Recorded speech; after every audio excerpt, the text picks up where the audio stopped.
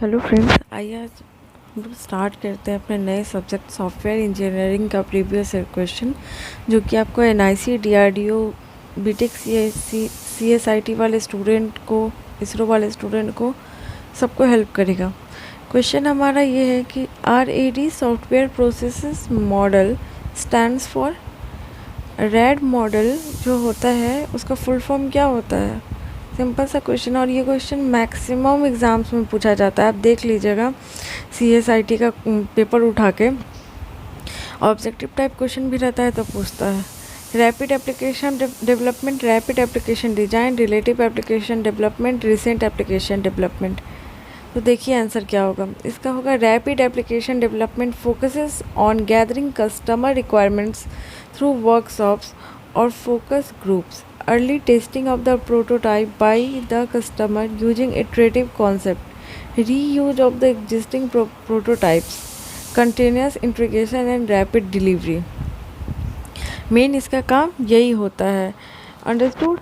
मतलब ये क्या है कि आपको इटरेटिव कॉन्सेप्ट, रीयूज़ का कॉन्सेप्ट और इंटीग्रेशन और रैपिड डिलीवरी ये सब करता है। तो यही है रैपिड एप्लीकेशन डेवलपमेंट। इसके रैड मॉडल के कुछ लेयर्स भी होते हैं, मतलब रैड 0, 1, 2 टाइप्स। तो वो भी अगर आप पढ़ना चाहते हैं तो मेनली रेड को तो आप नीचे कमेंट बॉक्स में कमेंट कर दीजिएगा। अभी तो सिर्फ प्रीवियस ईयर क्वेश्चंस ही बताए जा रहे हैं आपको हर जगह हेल्प करेगा ये चीज़। तो ये क्या है? रैपिड एप्लीकेशन डेवलपमेंट इसका आंसर होगा। और सारे ये रैपिड एप्लीकेशन डिज़ाइन गलत है, रिलेटिव एप्लीकेशन डेवलपमेंट गलत है, रिसेंट एप्लीकेशन डेवलपमेंट गलत है। कुछ नाम तो इसमें गलत ही दिए हुए हैं जो कुछ कॉन्सेप्ट ही नहीं होते हैं। अब आइए हम लोग अपने नेक्स्ट क्वेश्चन पे आते हैं। देखिए ये सेशन थोड़ा लंबा है, लेकिन इसमें आपका सॉफ्टवेयर इंजीनियरिंग का 50 से 60% क्वेश्चंस कवर कर लिया गया है। आपको एक ओवरव्यू हो जाएगा कि किस टाइप का क्वेश्चन आने वाला है, कहाँ, मतलब कितना क्वेश्चन आता है। एक बहुत अच्छा ओवरव्यू आपको इस सेशन से मिलने वाला है। एक और सेशन सॉफ्टवेयर इंजीनियरिंग का बनाया जाएगा, आराम से आप बैठ के पढ़िए। एक बार वीडियो चला लीजिए, कम से कम 7, 8, 10 क्वेश्चंस बैठ के सॉल्व कीजिए। बहुत अच्छा कॉन्सेप्ट सॉफ्टवेयर इंजीनियरिंग का हो जाएगा। ट्यूटोरियल्स चाहिए तो ट्यूटोरियल्स के लिए नीचे कमेंट कर दीजिए। नीचे क्वेश्चन है, software projects management comprises of a number of activities which contains project planning, project estimation, scope management, all mentioned above। Software project management के लिए कौन कौन से एक्टिविटीज़ होने चाहिए? Project planning, project estimation, scope management, या फिर सभी ऊपर के? बताइए क्या होगा इसका, सोचिए थोड़ा। इसका आंसर मैं बताती हूँ क्या होगा। Software project management is an art and science of planning and leading software projects. It is a sub-discipline of project management in which software projects are planned, implemented, monitored and controlled।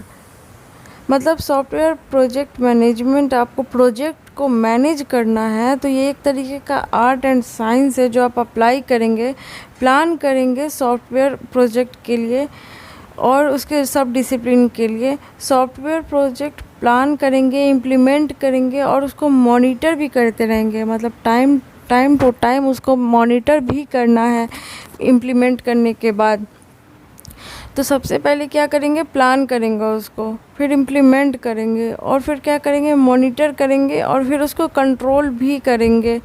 तो ये है हमारा software project management. तो आपका question क्या था कि कौन कौन से ऑप्शन है? प्लानिंग था, इम्प्लीमेंटेशन था और या तो सब था आपका। तो हमारा जो आंसर ऑप्शन आइए देखते हैं, ऑप्शन से समझते हैं। ऑप्शन है project planning, project estimation, scope management. तो आंसर ऑल होगा। क्यों? क्योंकि हमारा ये तीनों ही काम होता है प्रोजेक्ट को मैनेज करने के लिए, सॉफ्टवेयर प्रोजेक्ट मैनेजमेंट के लिए। आपने देखा होगा फेज जो होता है सॉफ्टवेयर इंजीनियरिंग का, SDLC जो होता है वो बेसिक जो नॉलेज होता है वही, उसमें आपका सॉफ्टवेयर प्रोजेक्ट मैनेजमेंट की बात हो रही है, सबसे आखिरी फेज जो होता है उसका। फिर आइए हम लोग अपने नेक्स्ट क्वेश्चन पे आते हैं फटाफट से। क्वेश्चन है what are the characteristic of software, software का क्या क्या कैरेक्टरिस्टिक्स होना चाहिए। पहला है software is developed or engineer it not manufacturing in classic sense. दूसरा software can be custom build or custom build. तीसरा है software does not wear out. पहली बात, सबसे आखिरी ऑप्शन देखिए, डज नॉट वियर आउट का क्या मतलब होता है। डज नॉट वियर आउट ये जो टर्म है ये मेनली हार्डवेयर के लिए यूज़ करते हैं। मतलब आप लोग देखते होंगे हार्डवेयर ख़राब हो जाता है, ख़राब होता है ना, जैसे आपका हार्ड डिस्क ख़राब हो गया, आप ये टर्म सुनते हैं। लेकिन सॉफ्टवेयर कभी ख़राब नहीं होता है, उसका कोडिंग अंदर ही अंदर ख़राब नहीं होता। एक बार कोडिंग करके रख दीजिए और उसको आप रीयूज करते रहिए, उसको आप रन कराते रहिए। भले आपका सिस्टम ख़राब हो जाए तो अंदर का प्रोग्रामिंग काम ना करे तो वो बात डिफरेंट है। तो सी तो होगा ही कि वो बियर आउट नहीं करता है। आगे देखिए इसके कुछ कैरेक्टरिस्टिक्स, मेंटेनेबिलिटी मतलब refers to the ease with which the modification can be made in a software system to extend its functionality, improve its। ये क्या होता है कि मेंटेनेंस हमेशा होते रहता है सॉफ्टवेयर का, हमेशा मेंटेनेंस होता है। जैसे देखिए आपको आता है ना कि हाँ ये वाला वर्जन आया है, मतलब उसको मेंटेन करके न्यू वर्जन भी निकालता है। Portability refers to the ease with which software developers can transfer software from one platform to दूसरे, मतलब एक प्लेटफॉर्म से दूसरे प्लेटफॉर्म में बनाए हैं, किसी प्लेटफॉर्म में रीयूज कर रहे हैं किसी प्लेटफॉर्म में। रॉबस्टनेस मतलब क्या होता है, refers to the degree to which the software can keep on functions in spite of being provided with invalid data। Robust नहीं होता है, मतलब गलत नहीं होता है। Integrity refers to the degree to which unauthorised access to the software or data can be prevented. Integrity मतलब क्या, अनऑथराइज्ड एक्सेस। अनऑथराइज्ड एक्सेस मतलब क्या, जो बनाया है या फिर जिसको एक्सेस है वही लोग इसको यूज़ कर सकते हैं, उसके अलावा कोई थर्ड पर्सन के मतलब अनऑथराइज्ड एक्सेस से ये प्रिवेंट भी करता है। इसमें सिक्योरिटी सेफ्टी सब दिया रहता है, यही कह रहा है इंटीग्रिटी का मतलब। फिर है और भी है, जैसे functionality refers to the degree of performance of the software against its intended purpose. फिर रिलायबिलिटी है, refers to the ability of the software to provide desired functionality under the given conditions. फिर क्या है, usability refers to the extent to which the software can be used with ease. Efficiency क्या होता है, refers to the ability of the software to use system resources in the most effective and efficient manner. Reliable होना चाहिए, उसका use भी होना चाहिए और इफ़ेक्टिव होना चाहिए। मतलब ऐसा नहीं है कि हम सॉफ्टवेयर बनाने का सोच तो लिए हैं लेकिन वो बहुत महंगा है, उसका रिसोर्सेज हमको बहुत महंगे में मिल रहा है, तो जब हमको उससे उतना आउटपुट ही नहीं मिलने वाला है तो उसके ऊपर इतना इनपुट लगा के क्या फ़ायदा है। अब जैसे हम दिन पर दिन सॉफ्टवेयर बनाते जा रहे हैं और हमको उससे कुछ फ़ायदा ही नहीं है, तो यही बात है कि इफ़ेक्टिव वे में हमको उसका तैयारी करना होता है। सॉफ्टवेयर इंजीनियरिंग जो होता है मेनली यही आपको बताता है। जैसे सॉफ्टवेयर इंजीनियरिंग में आपको यही पढ़ना है कि हम जब सॉफ्टवेयर कोई बना रहे हैं तो उसकी प्लानिंग कैसे करें बनाने के लिए, मतलब कैसे प्लान करके उसको बनाना है, मेंटेन करना है, कैसे उसको ऐसे वे में बनाना है कि बहुत कम ही कॉस्ट में वो कॉस्ट इफ़ेक्टिव मैनर से उसको अच्छे से इम्प्लीमेंट कर सकें हम लोग। हम कॉस्ट इफ़ेक्टिव मतलब रिसोर्स इफ़ेक्टिव भी होना चाहिए, ऐसा नहीं है कि बहुत सारे पर्सन को लगा दें। देखिए आंसर इसका होगा क्या, सॉफ्टवेयर इज़ डेवलप्ड और दूसरा है सॉफ्टवेयर इज़ कस्टम बिल्ड। ये तीनों के तीनों कैरेक्टरिस्टिक्स है सॉफ्टवेयर इंजीनियरिंग का और ये इसको फॉलो करता है, तो इसीलिए इसका आंसर होगा ऑल। सिर्फ एक या दो नहीं होगा, नीचे का सब होगा। तो सॉफ्टवेयर इंजीनियरिंग को आपको दिमाग में रख लेना है कि प्लानिंग में क्या करते हैं, सब मिलके प्लान करते हैं। एसआरएस में क्या करते हैं, डॉक्यूमेंट बनाते हैं। सॉफ्टवेयर रिक्वायरमेंट स्पेसिफिकेशन मतलब यूजर से डेटा लेते हैं और फिर बनाते हैं। तो अगर देखिए अगर आपको एक ट्यूटोरियल चाहिए होगा सॉफ्टवेयर इंजीनियरिंग का बेसिक का, तो आप नीचे कमेंट कीजिएगा, उसका आपका एक या दो ट्यूटोरियल बनाया जाएगा जिसमें आपको बेसिक सारा टॉपिक क्लियर कर दिया जाएगा। उसके बाद डिमांड होगा तो थोड़ा एडवांस लेवल पे भी बना दिया जाएगा। नेक्स्ट क्वेश्चन पे आते हैं। The advantage of better testing in software development is in the advantage of better testing किस में होता है? बेटर टेस्टिंग का ऑप्शन किस मॉडल में होता है? Waterfall model, prototyping model, iterative model या ऑल ऑफ दीज? तो पहले तो ये जानने की ज़रूरत है कि वाटरफॉल मॉडल होता क्या है। वाटरफॉल मॉडल होता है जो ऊपर से नीचे की तरफ मॉडल प्रोसेस करता है, लेकिन नीचे से ऊपर की तरफ हमारा नहीं जा पाता है। वाटरफॉल मॉडल मतलब जैसे प्लान कर लिए, उसका डॉक्यूमेंटेशन करेंगे, लेकिन आप डॉक्यूमेंटेशन से फिर प्लान में नहीं जा सकते हैं, तो सोच समझ के 1 बाय 1 स्टेप कीजिए, क्योंकि आप इसमें बैक ट्रैक का ऑप्शन नहीं ले सकते हैं। 1 बाय 1 करते जाइए। जैसे कोई भी चीज़ हम प्लान करते हैं तो 1 बाय 1 ही तो करते हैं, तो वही चीज़ इसमें है। तो क्या है इटरेटिव? क्या होता है iterative? Development was the created as a response to in efficiency and problems found in the waterfall model, a simplified version of typical iterative cycle in agile project management. The basic idea behind this method is to develop a system through respected cycles, iterative and smaller portions at a time, allowing software developers to take advantage of what was learned during development of earlier parts or version of the system. Learning comes from both the development and use of this system. तो हमारा ये जो है waterfall model में back track कर पाते नहीं है। प्रोटोटाइप एक डमिंग मॉडल होता है, तो इटरेटिव मॉडल ही हमारा आंसर होगा। अब ये चीज़ क्लियर है कि वाटरफॉल मॉडल में हम जब बैक ट्रैक कर ही नहीं सकते हैं, तो ये बेटर टेस्टिंग कैसे प्रोवाइड करेगा? प्रोटोटाइप मॉडल जो होता है एक तरीके का डमी मॉडल होता है। प्रोटोटाइप बनाना, डमी मॉडल बनाना, मतलब इससे हमारा कोई लेना देना होता नहीं है, एक तरीके से डमी होता है। जैसे डमी फ़ोन आप लोग यूज़ करते हैं, देखते होंगे, वो उस टाइप का डमी मॉडल होता है। तो इसका आंसर होगा इटरेटिव मॉडल। वाटरफॉल मॉडल का कुछ ड्रॉबैक्स था, उसी ड्रॉबैक्स को कवर करने के लिए इटरेटिव मॉडल को बनाया गया था। तो इसका आंसर होगा इटरेटिव मॉडल। थोड़ा थोड़ा जानना है आपको सारे मॉडल के बारे में कि क्या करना है इसमें क्या नहीं। आइए फिर हम लोग नेक्स्ट क्वेश्चन पे आते हैं।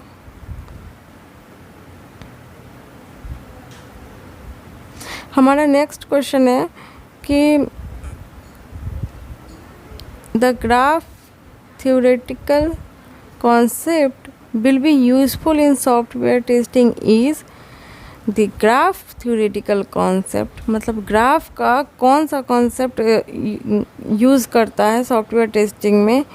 साइक्लोमेट्रिक number, Hamiltonian cycle circuit, Eulerian cycle, none of these. तो इसका आंसर होगा साइक्लोमेट्रिक नंबर।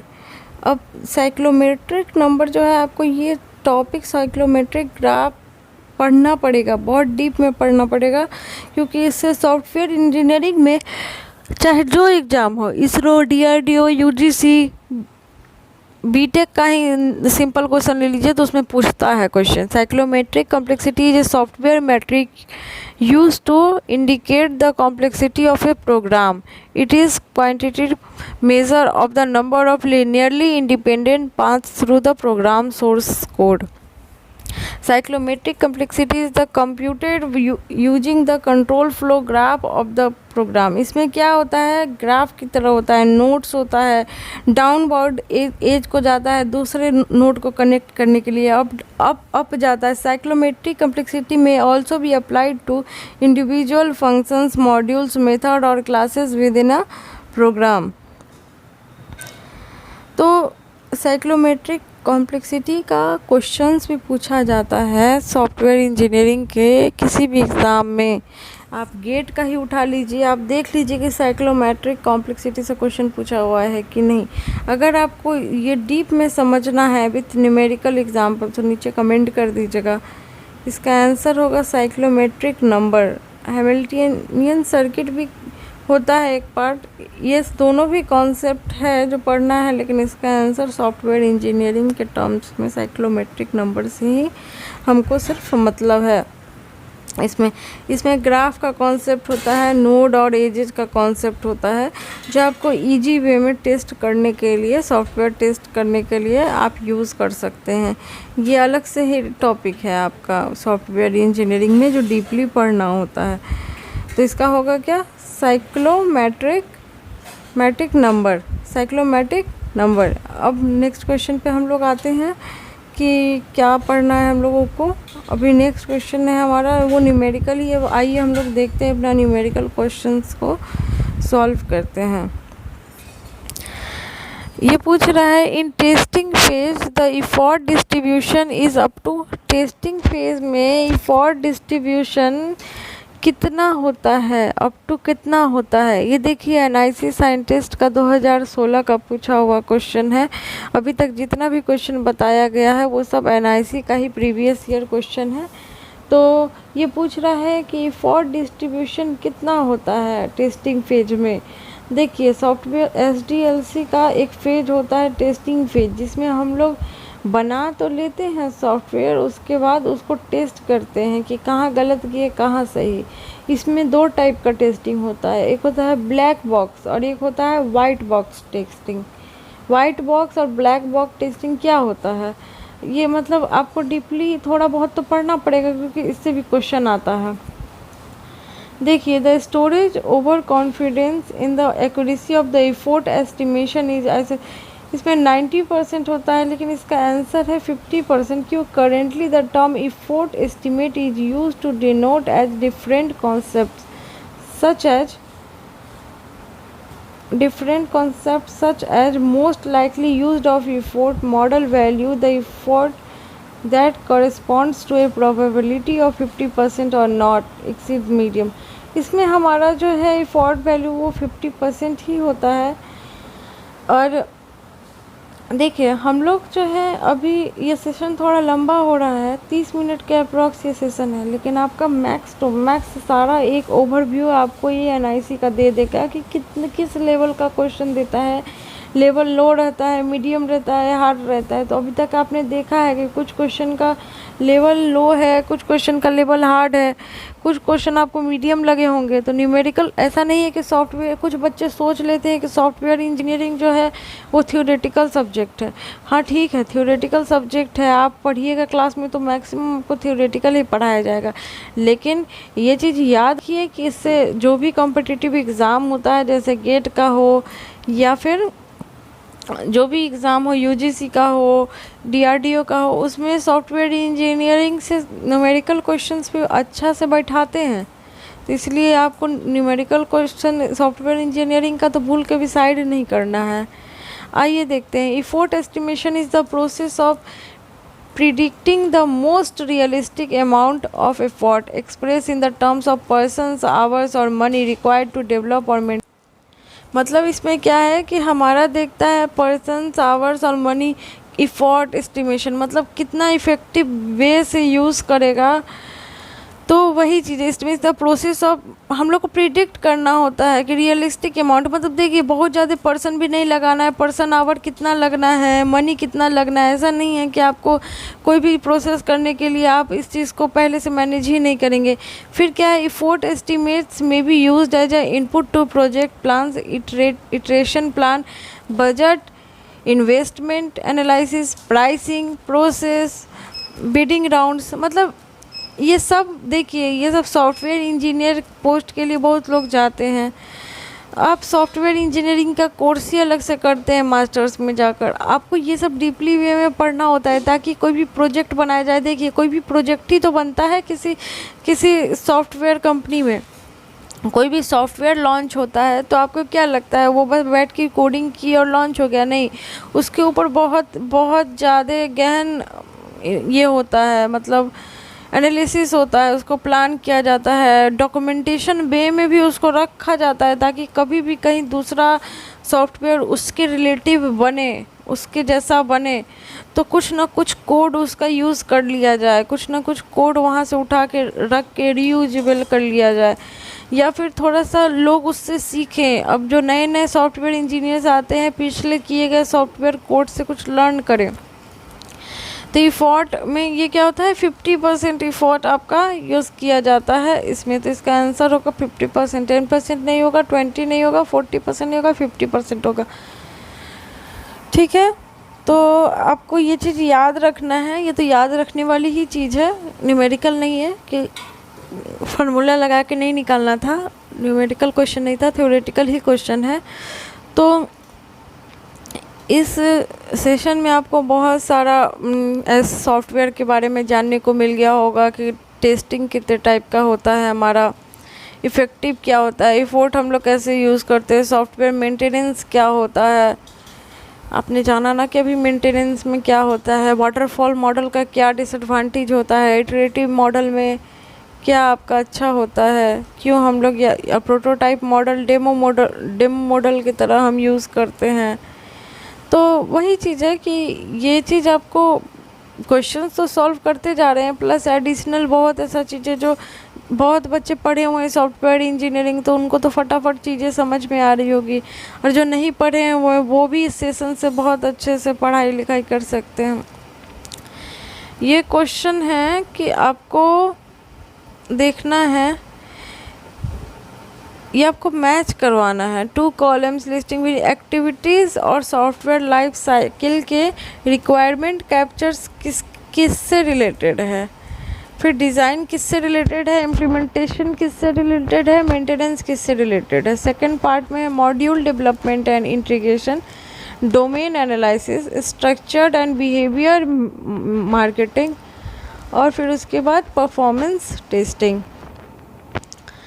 तो ये है कि requirement is the capability to which project outcome should confirm and cover function and non-functional aspect of the system. Requirements capture is the process of analysis and identifying the requirements of the system and often involves a series of the facilitated workshops attended by the stakeholders of the system. Software maintenance in the software engineering is the modification of a software product after delivery the correct fault. Software maintenance में क्या होता है कि आपका delivery कर देने के बाद मेंटेन हमेशा आपको उसको करते रहना होता है। वही चीज़ software design is the process by which agent creates a specification of a software artefact and intended to the.